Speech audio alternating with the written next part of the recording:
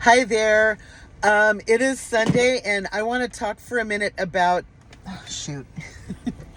I want to talk for a minute about intermittent fasting because a couple people asked me about that.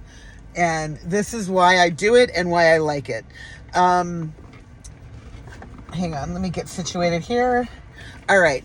Here's why I like intermittent fasting. You become a fat burning machine. Your metabolism does not slow when you don't eat. It actually gets bumped up because your body is going to be utilizing the things in your body for fuel. And I want to unpack that for a minute. So the thing with intermittent fasting is, let's say you don't eat for 2 or 3 hours. You eat a meal, and then after 2 or 3 hours, you utilize the nutrients in the food you just ate. And after a couple hours, your body's going to be like, okay, where's the food? We need more food. And if you don't eat anything, then there's a hormone that's stored in your liver and in your muscles called glycogen. And your glycogen stores are what sustain you if you don't eat for a few hours. And then it'll take maybe, another 5 or 6, 7 hours for your glycogen stores to get utilized. And it's stored in your muscles and in your hormone, in your liver, like water in a sponge.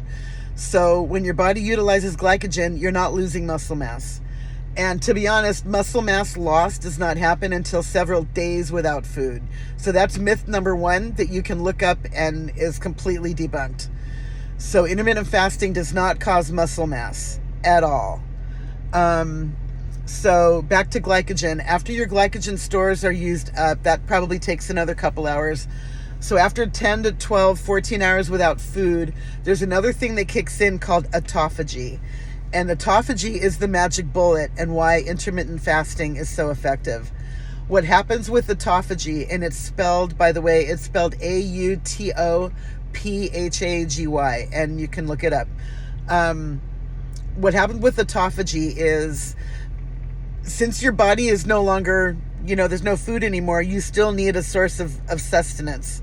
And there are things in your body that can be utilized. Your fat, burning your fat. Imagine little tiny Pac-Men in your cells that are looking for food. That's what they do. They're going to go around and gobble up anything in your body that is not an essential thing that is not being utilized. Your fat stores, your inflammation in my fingers. My fingers used to be way bigger. My fingers are smaller. I can see the veins in my feet now. My ankles in my feet are not swollen anymore.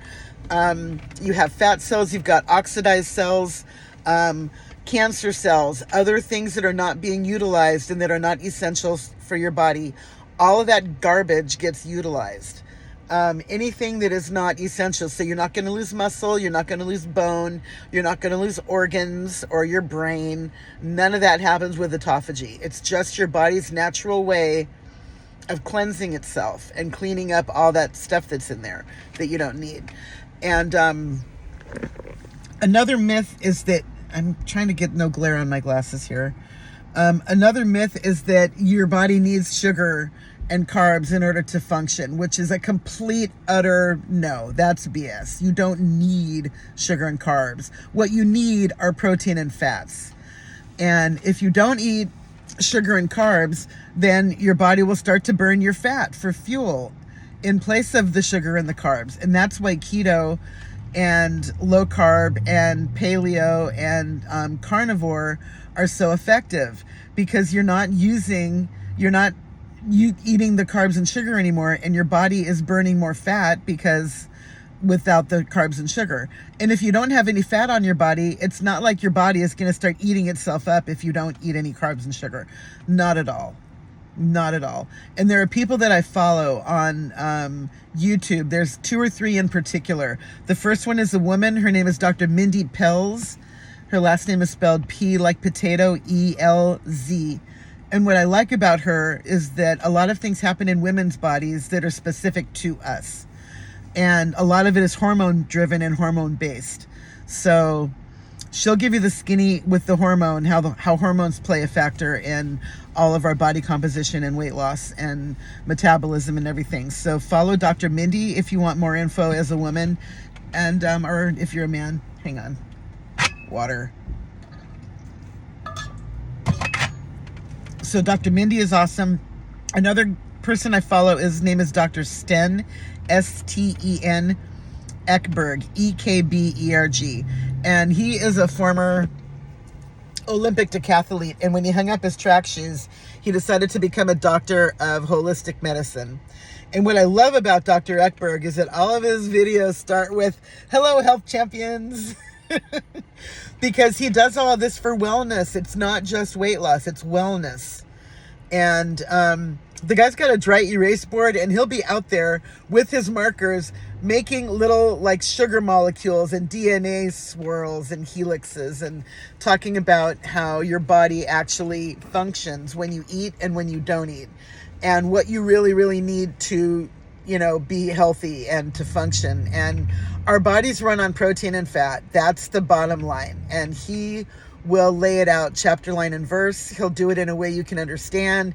He does get technical, but a lot of times that's what you really need to see how things work. So those are two. Another one that a lot of people suggest is, his name is Dr. Fung. I've watched a few of his videos, but somehow with the algorithm, I always get others instead of him. I need to seek him out more.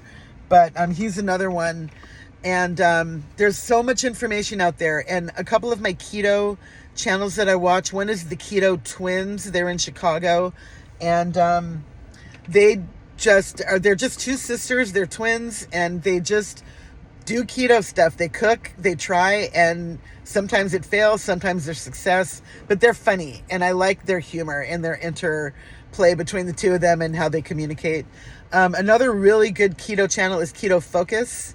I like her because she does a lot of meal prep. She has a big family, and all of her things are easy. Nothing is too complicated, and I like her sensibility. And it's just a good channel if you want to explore keto, like how to eat keto and all of that. So as of right now, I'm doing a combination of sort of carnivore, but definitely no sugar, no starch. The things to avoid in terms of keto, you definitely want to avoid carbs and sugar, but it's really more the starchy stuff. Potatoes, noodles, rice, bread, no bread. All of the things that have like high, like that are made with like flour. Anything with flour, because all of that is just not good. And also the starchy stuff, the potatoes. Corn is really a grain, but none of that either. Oatmeal. All of those things are just empty. There's empty calories. There's very little nutritional value in any of that. It's just a carbohydrate, and you don't need that to function. What I'm eating a lot of lately is protein. I eat a lot of chicken, a lot of beef, a lot of olive oil. I have some salads, but a lot of cheese and eggs all the time. Avocados. I know technically avocados are a fruit, but where's the sugar in an avocado? Okay. Avocados are so good for you. It's what we call a high quality fat, and also high quality protein are the things that you want in your body. So avocados, olive oil, butter, but if you can get the grass-fed kind, that's better. If you can't, just any kind of butter. Any meat, any kind of meat that I want. Ham, chicken, steak, shrimp, beef, all of that, a lot of that. And I'm this close to my short-term goal. I'm 2 pounds away, and I usually don't eat until around 1 or 2 in the afternoon, and then my last meal is usually around 8 at night. But all day long, water, water, water, water, water, water, water. All day. You can have all the water you want. And also with fasting, let me go back to that for a second. I know I'm hopping around a lot, but I'm just doing this off the cuff. I'm kind of on standby working with Lyft today, so I'm in my car just chilling. The thing with the fasting is the window. We call it your eating window. Most people start by eating between noon and 8. So basically, if you can just skip breakfast and not eat until noon, and then make your last meal 8 o'clock, and in the meantime drink water, that's basically a good way to start. My longest fast, I actually did 60 hours, which was interesting. I'll put it that way. I just wanted to see if I could do it, and I did it, and I actually felt really good. All I did was just drink water, and I have a little thing of salt, the pink salt, and I would just, pour some in my mouth, on my tongue, and then I would just drink a bunch of water. every time I got hungry. And I'm not kidding you. If you do that, 30 seconds later, you're not hungry anymore. And a lot of it is a mind fuck. It's just training your brain. I know you didn't eat any food. Your body knows you didn't eat any food. But every time you eat or drink anything, your stomach, especially when you have an empty stomach, your stomach expands a little to accommodate whatever it was that you just ate. And when your stomach expands a little because you just drank or ate something, the message to your brain is, oh, okay, there's something in my stomach. I'm not hungry anymore. So if you can just do that and just trick yourself after having drank water, you'll be fine. Now, I know that this may not work for everybody. If you have like medications you have to take on a full stomach, do your own research and make sure that this is going to work for you before you try it. I did a lot of like reading up on it. I watched a lot of videos. I did a lot of other, deeper dives with different people. And I thought, okay, you know what? I'll try it. I'll try it for a day. And if I end up, passing out, then I know I can't do it. And of course I did it on a day when I'm not working. I'm not going to do it while I'm working. That's not wise. But, it worked for the first day. And then I did it the next day. Everything was fine. And then I just realized, well, maybe this will work for me. So that's kind of how I did it. I just did it for one day and I figured, okay, one day I'll just see.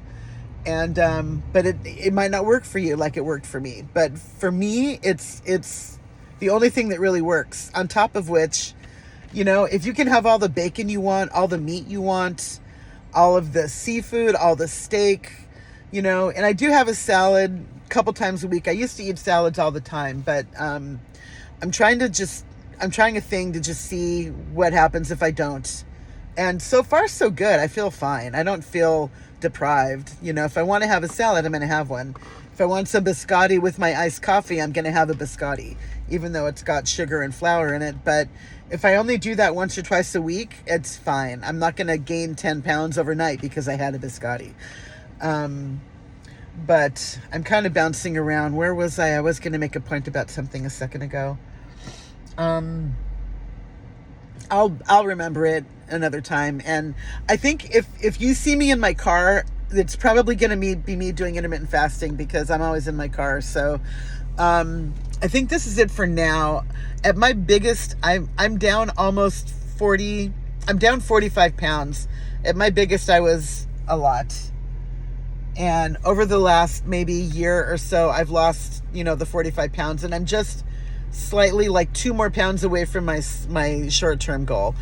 And when that happens, I'm going to be really excited. But I'm not going to like go on a bender and eat a bunch of garbage for a day.